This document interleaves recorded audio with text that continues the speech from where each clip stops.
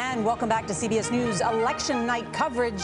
Here's the electoral map. It's early still in the night.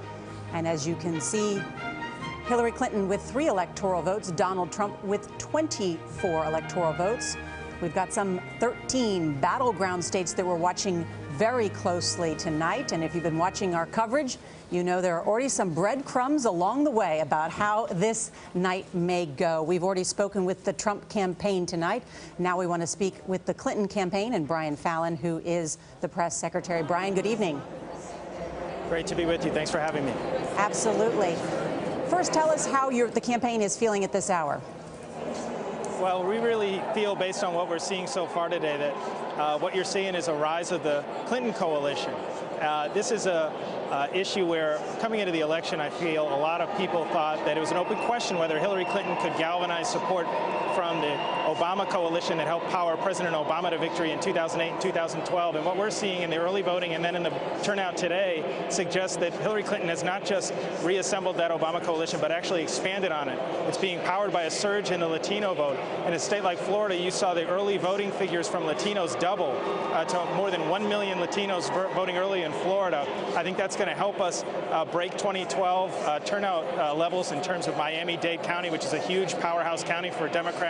You can't win Florida without running up the score in Miami-Dade. If you look at Nevada, you're seeing record turnout in the early vote in Clark County, which is a huge Democratic stronghold area.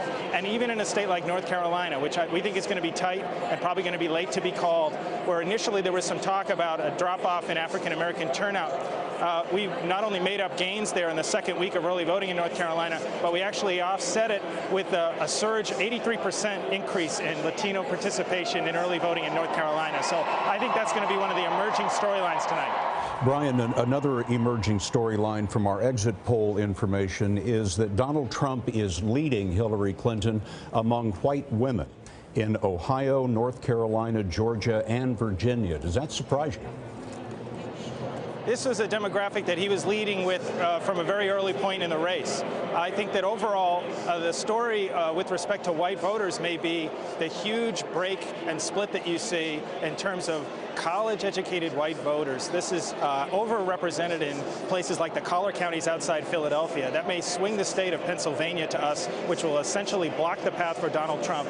If Hillary Clinton wins those voters, it will mark an improvement, again, another area where she outperforms 2008 or 2012 in terms of growing the Democratic coalition beyond the base of support that powered President Obama to those historic victories in 2008 and 2012. And Brian, just quickly, the state of Michigan, any concern there?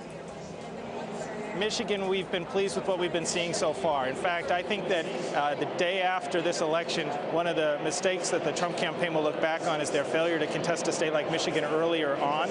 We never took it for granted, even though it was late to the battleground map in the minds of some. We actually had 35 offices open there. We had a full staff in place there. We were always built to win a very close race, and that's what I think is going to happen tonight. Brian Fallon, thank you so much for joining us there in the Javits Center, which the Clinton campaign chose especially in part because it has a glass ceiling. Yeah.